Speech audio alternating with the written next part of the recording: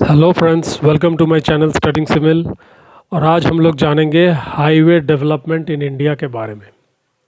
Okay, तो चलिए start करते हैं।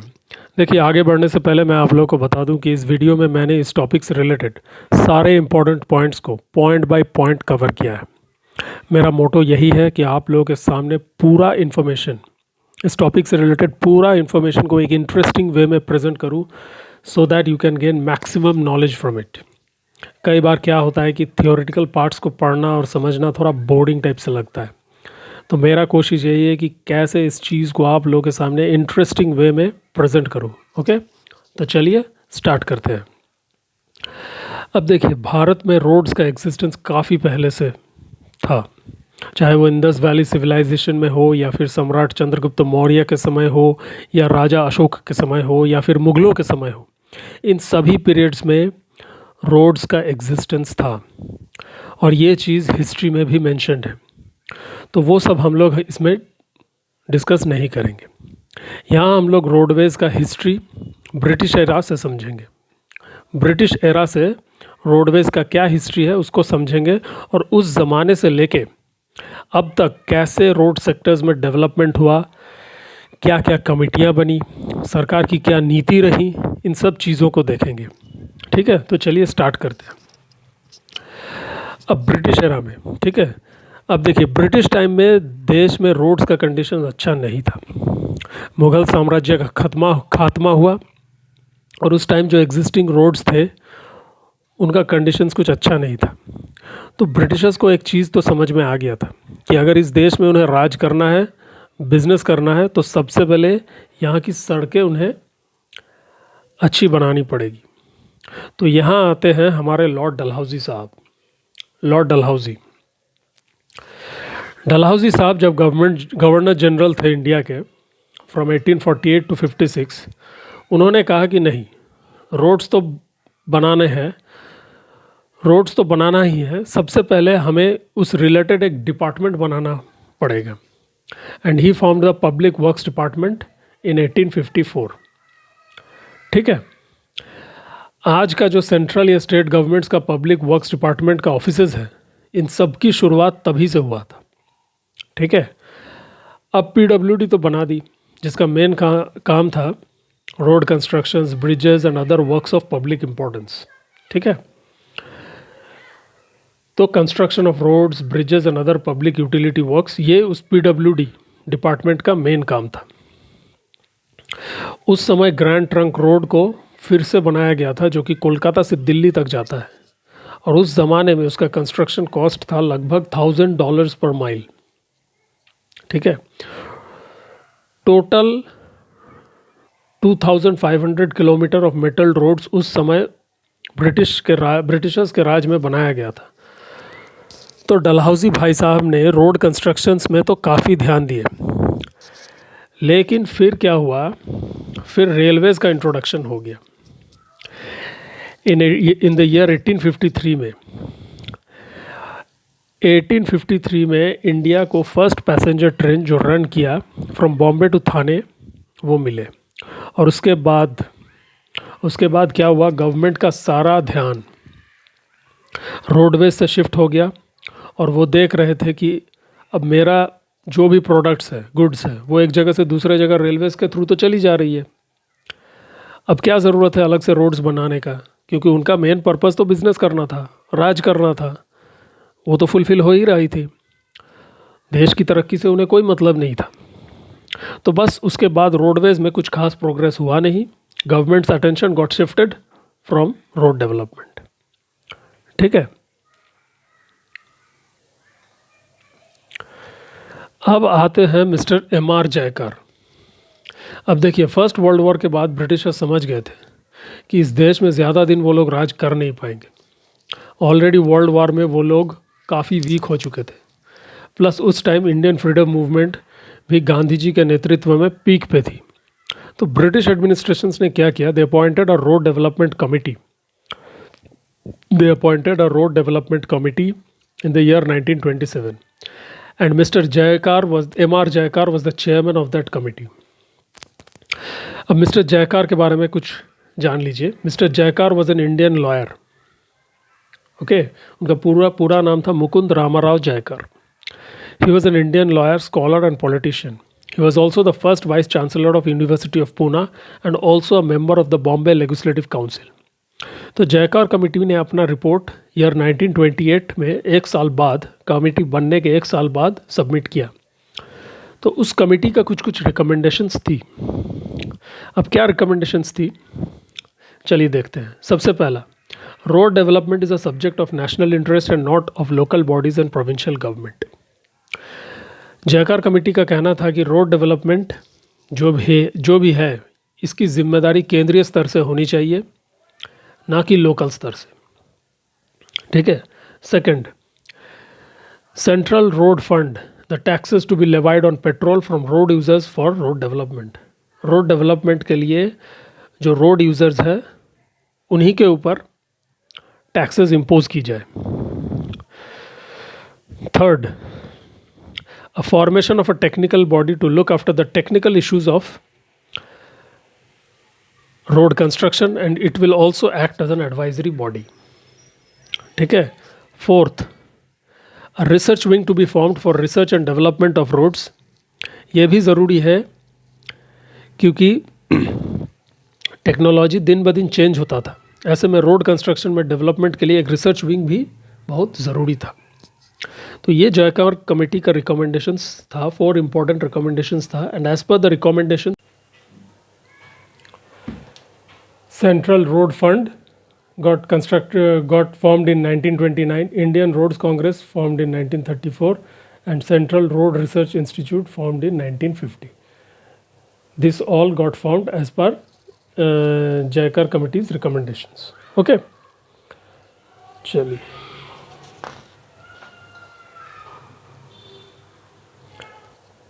अब ये जो विंग्स का फॉर्मेशंस हुआ उन सबको अभी हम लोग डिटेल्स में समझेंगे.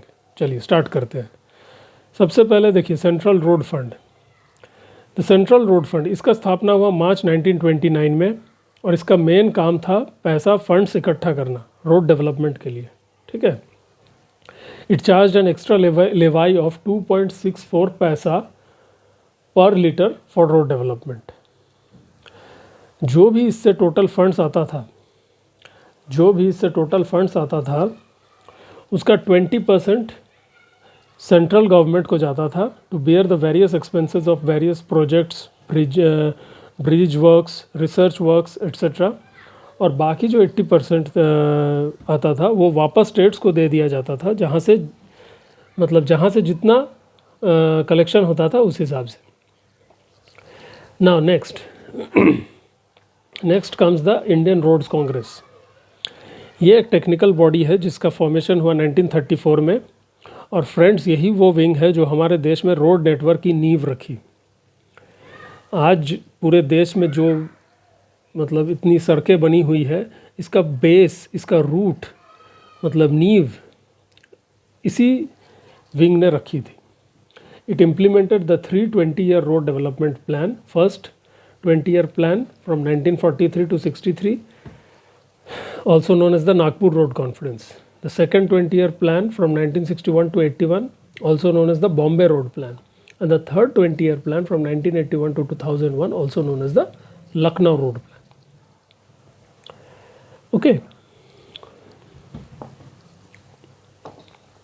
और इस पीरियड में फ्रॉम 1943 टू 2001 हमारे देश में मोटा मोटी ईच एंड एवरी कॉर्नर्स तक रोड नेटवर्क बिछा दिया गया था. Third, this wing is also responsible for specification, standardisation, recommendation and design and construction of roads. अब रोड कंस्ट्रक्शंस तो कोई भी ऐसे ही नहीं कर देगा, उसका एक पर्टिकुलर स्टैंडर्डाइजेशन होना चाहिए. क्या मटेरियल यूज़ करना है, डिज़ाइन क्या देना है, क्या प्रोसेस है, हर एक चीज़ का पर्टिकुलर स्पेसिफिकेशंस होना चाहिए जिसको हर कोई फॉलो करे. तो इसके लिए यही विंग रिस्पॉन्सिबल है, the Indian Roads Congress. It works under the ministry of surface transport of government of India. Fifth, और इस यूनिट का अपना एक रिसर्च विंग है, that is the highway research board, जिसको हम लोग आगे डिस्कस करेंगे. ठीक है. अब आता है central road research institute.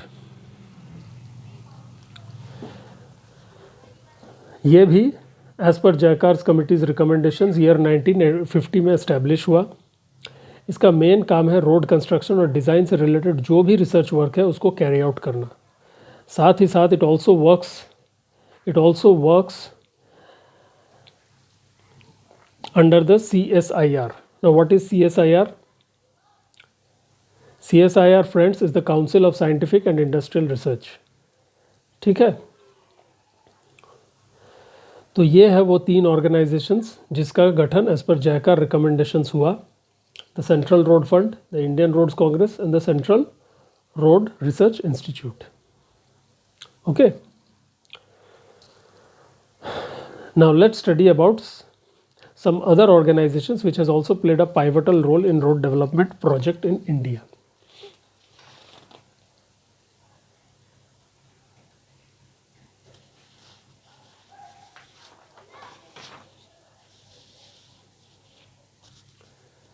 First is the Highway Research Board. This was set up in the year 1973 and it works under the IRC, that is the Indian Roads Congress. अब समझते हैं इसका काम क्या है। देखिए फ्रेंड्स, हर यूनिट का कुछ ना कुछ मेन काम है और हम अभी वही जान रहे हैं कि कौन सा यूनिट का क्या काम है। तो इस यूनिट का भी मेन काम है research related. Okay, road construction and development से रिलेटेड जो भी रिसर्च वर्क हो रहा है, चाहे वो इंडिया में हो या अब्रॉड में हो, उसको किस तरीके से रोड कंस्ट्रक्शंस के काम में इम्प्लीमेंट करना है, ये इस विंग का मेन काम है। Okay, so it collects information from various organizations in India and abroad by exchanging publications and informations। मतलब informations लेना है। Fourth, it coordinates and conducts correlation services। अब जो भी एजेंसी ये या ऑर्गेनाइजेशन इस तरह से रिसर्च वर्क में जुड़ा हुआ है, उन सबको आपस में लिंक करना या कोरिलेट करने का काम इस यूनिट का है। Fifth, it collects and disseminates results on research. मतलब रिसर्च रिलेटेड इंफॉर्मेशंस कलेक्ट करना और फिर उसको पब्लिक में छोड़ देना, ये इस यूनिट का काम है। And lastly, it channelizes consultative services. जो भी कंसल्टिंग एजेंसीज है उन सबकी जो भी इंफॉर्मेशंस है उसको चैनलाइज करना इस यूनिट का काम है। ठीक है, तो ये है हाईवे रिसर्च बोर्ड का मेन काम। मूविंग अहेड,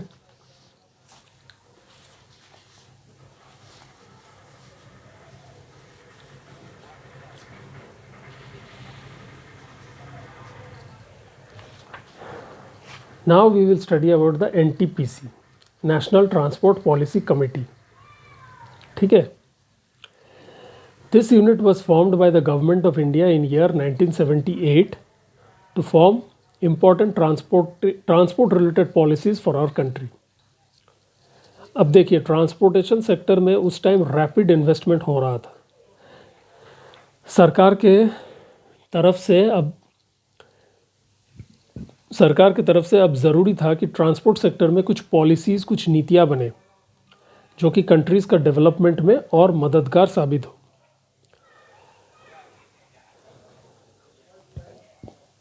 कंट्री का ग्रोथ को और एक्सीलरेट करे। ओके, तो इस कमिटी ने अपना रिपोर्ट 1980 में सबमिट किया और इसका कुछ इम्पॉर्टेंट रिकमेंडेशंस है। First, liberalisation of transport sector. अब लिबरलाइजेशन ऑफ ट्रांसपोर्ट सेक्टर से हम क्या समझते हैं, इसका मतलब क्या है? तो भैया सरकार का कहना था कि हम रोड सेक्टर में पूरी कंट्रोल नहीं रखेंगे, बल्कि हम इस चीज़ का जिम्मेदारी डिफरेंट प्राइवेट सेक्टर्स को सौंप देंगे कि आप बनाइए, आप ही मेंटेन कीजिए और उससे जो रेवेन्यू आता है वो भी आप ही रखिए। इससे फ़ायदा क्या होगा? इससे क्या होगा, मार्केट में कंपटीशन बना रहेगा, जिससे क्वालिटी ऑफ वर्क एनहांस होगा और बेटर सर्विसेज आम पब्लिक तक पहुंचेगी। Second, inclusion of transport in priority sector. अब भैया ट्रांसपोर्ट सेक्टर में सरकार द्वारा ट्रांसपोर्ट सेक्टर में